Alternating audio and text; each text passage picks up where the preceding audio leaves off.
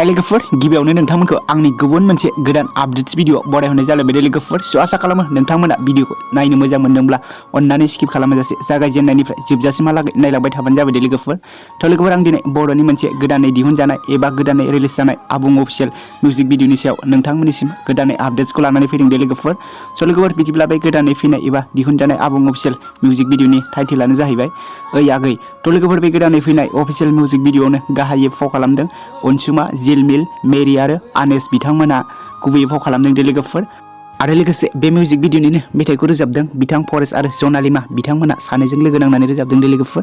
आरोबाव बे music भिडिअनिनो concept direction आरो करियोग्राफि हिसाबै लीना बसुमतारी लोगोफोर आरो लिरिक्सखौ होदों बिथां फरेस्ट लोगोफोर। ओमफ्राय लोगोफोर नोंथांमोना दासिमबो बे गोदानै फैनाय अफिसियेल मिउजिक भिडिअखौ नायाखैबा नोंथांमोना LB फिल्म प्रडाक्शन चेनेलाव हगारना होबायदि नोंथांमोना जाय नायाखै नायहैबानो जाबाय लोगोफोर आरो नायनानै खनसे बिथांमोननि भिडिअखौ मोजां मोनदोंब्ला हेफाजाब खालामनानै होबावबानो जाबाय लोगोफोर।